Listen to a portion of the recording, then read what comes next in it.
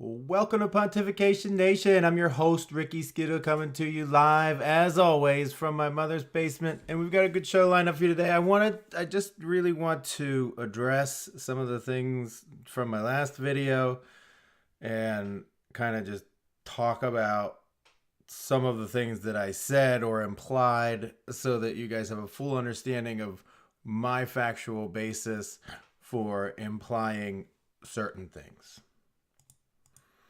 Now, as for UNICEF, I don't know if what I said UNICEF looks like is true. But at the same time, when you've been presented with a certain amount of evidence that lasts decades, you start to wonder what is the reality of the situation here. So, for instance, let's think about it like this. Let's say that we'll call a daycare company in the United States continually had children missing from it on an annual basis in different states, and continually had people who worked for it in the higher up echelons of the company getting arrested for things like that. You would start to wonder and believe potentially there is a connection there. So that's what I'm wondering. Is there a connection there? At this point, I don't know, but it sure looks like there's a big plume of smoke coming from a lot of places. So let's talk a little bit about that. And this is going to be brief. I don't want to harp on this subject. This is going to be my last video on this subject until we find out one way or the other what's truly going on behind the scenes at the highest levels of government all across the world. For right now, though, we're going to start with Erik Prince. Erik Prince is the founder of Blackwater. It's now called something else. Off the top of my head, I can't remember the name. He is Betsy DeVos's brother. She is the Secretary of Education in the Trump administration, and he was a Navy SEAL, and he basically runs a contracting service that hires out a private army, I guess is the best way you could describe what he does. So that's who he is. He's in the news right now. And this interview, and we're going to only listen to a couple snippets of it, but this interview was given in the days leading up to the 2016 presidential election.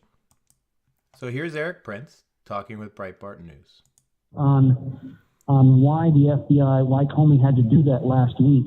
Yeah, please do. Because right now he's discussing why Comey had to send a letter to Congress to announce the reopening of the Clinton email investigation.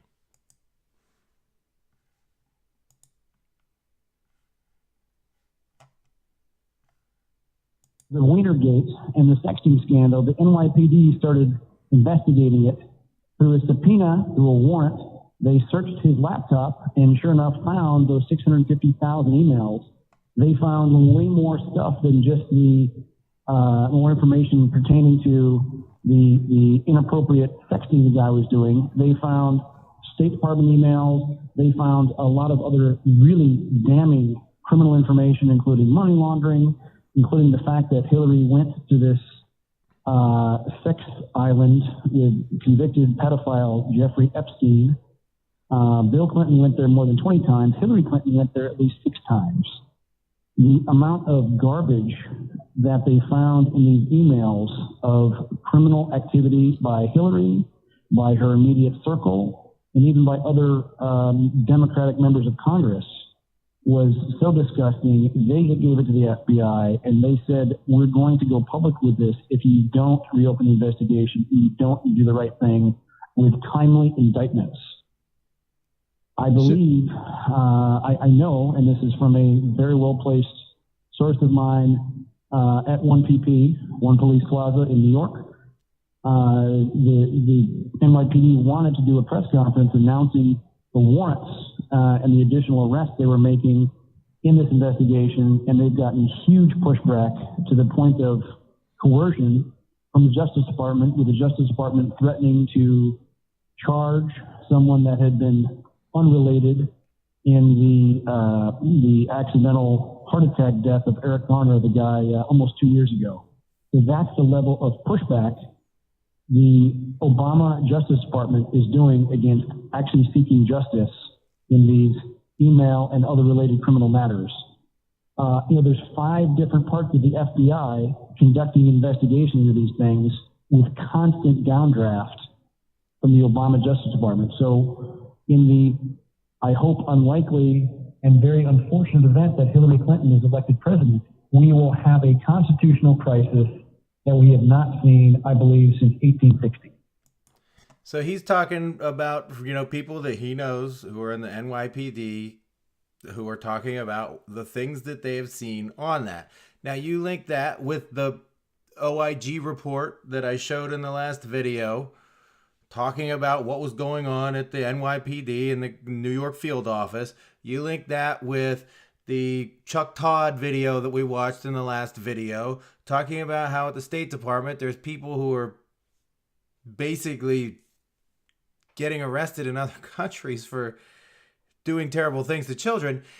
And you link that with the flights to Epstein Island, and you link that with this, that, and the other thing.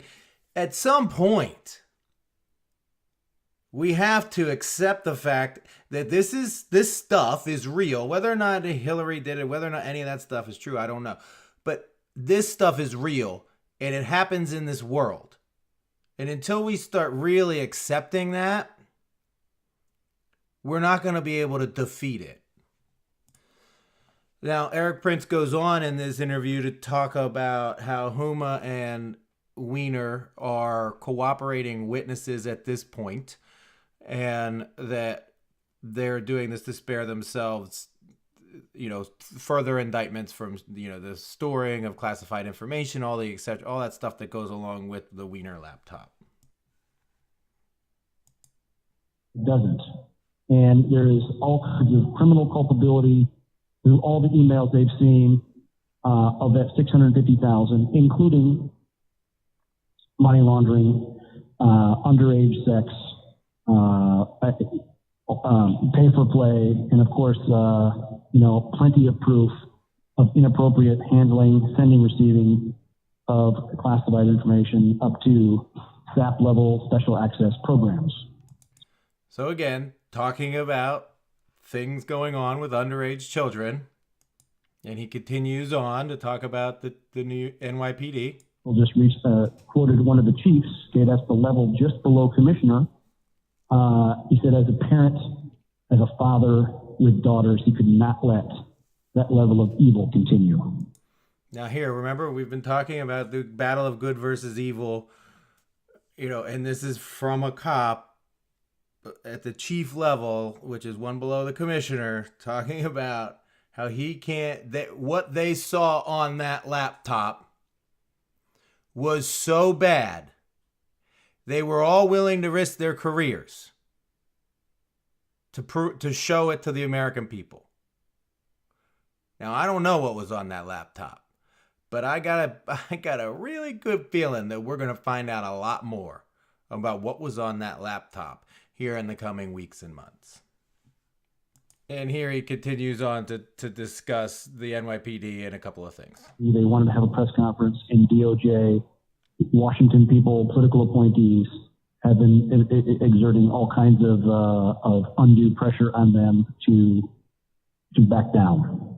So, and you believe this has to do with the fact that we're in the middle of the election and people don't want to be perceived as overly politicizing it? I think it's sure that's the argument for it. But the fact is, if that if the left had emails pointing to Donald Trump being involved in an underage, visiting multiple times an island with underage sex slaves, basically emails, they'd be talking about it and they'd be shouting it from the rooftops. This kind of evil, this kind of true dirt on Hillary Clinton. I mean, look, you don't have to make any judgments. Just release the emails. Just dump them. Let them out there. Let people see the light of truth. So, who am I to say anything about Eric Prince. I don't know Eric Prince. But if there's a person who could be in a position to know about this type of stuff, he would be one of those people. Let's just put it that way.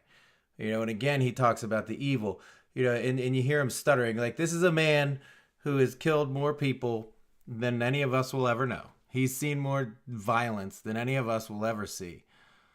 And you can hear him stammering and stuttering when he's talking about the things that were there. He's also trying to watch his words. He doesn't want to let too much information out. But still, you can take that and for whatever you want, believe it or not. It's up to you whether you want to believe this stuff. I think personally, I don't want to believe this. I don't. But at the same time, no matter how much I don't want to believe that that brick is red, it's still freaking red. It doesn't matter what I believe or what I say or what I think. The brick is red. So that's, my feelings on this whole situation.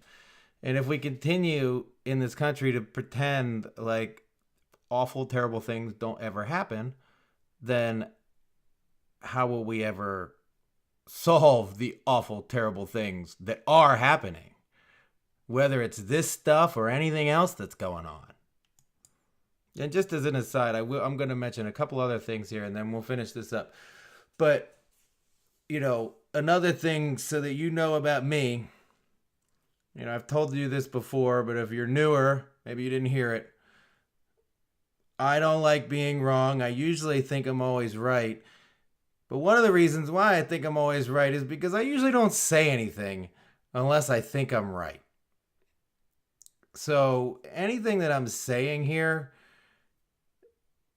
is said because I have hours and hours and now years of time invested in looking at all of this stuff. So you could take it for what it is. When I say I'm speculating, when I say it's my opinion, when I say those types of things, you can know that I'm speculating, it's my opinion, but also know I probably wouldn't be saying it if I wasn't pretty sure I was right. Because who wants to be wrong on the internet? I'll link this in the description, but just so that we're all clear, this stuff still happens. It happens. Whether you want to believe it or not, whether you want to pretend like it happens or not, it does. And in case you think that human sex trafficking doesn't happen in this country, we are under a state of national emergency regarding human rights abuse and corruption. Human rights abuse also involves this type of stuff. So on December 21st and 3 or 4 times subsequently after, Donald Trump, the President of the United States, declared that we are under a state of emergency. I therefore determine that serious human rights abuse and corruption around the world constitute an unusual and extraordinary threat to the national security, foreign policy, and economy of the United States. I hereby declare a national emergency to deal with that threat. Now, where were all the Democrats in Congress when he was declaring this national emergency? Saying they didn't say this was a fake one. So in any case, this was declared in December of 2017 and subsequently renewed. Several months after that executive order, more than 2,300 suspected online child sex offenders arrested during Operation Broken Heart. Now, this was an operation that was conducted in March, April, and May of 2018. So we're about the 1-year anniversary of this operation going on. During those 3 times, they investigated 25,000 complaints of crimes against children and delivered more than 3,700 presentations on internet safety to over 390,000 youth and adults. No child should ever have to endure sexual abuse, and yet, in recent years, certain forms of modern technology have facilitated the spread of child pornography and created greater incentives for its production. So this is not something that happens in faraway lands. It's something that happens here and everywhere and has been happening for millennia. People used to sacrifice babies. People are evil. And Satan is at work through people doing this type of stuff. And until we recognize it and make people aware that it goes on, and some may say at the highest levels of government, there are people, you can use your own time and internet resources to research people who talk about how they were enslaved for many years and how they would go out onto it's like the movie with Tom Cruise. Hold on. Eyes Wide Shut. It was Eyes Wide Shut. But in any case, like that movie, like those types of things happen. And that's really, I just wanted to follow up with this because, I got some feedback that maybe people wouldn't believe that type of stuff. So I want to make sure that we understand. I mean, this is from June of 2016 in LA. 238 people. One of them was a monk. People come from other countries after they meet people who will tell them that they'll let them use their kids for a few $100. This is not good, and it's not a good place. And we don't really want this. Nobody wants this. But if we don't know it happens or we ignore it or pretend like it doesn't exist, it makes it that much harder. I've got a couple more things coming today. Thank you so much for watching, listening, commenting, liking, sharing, and subscribing. For Pontification Nation, this is Ricky Skittle, and I'm out.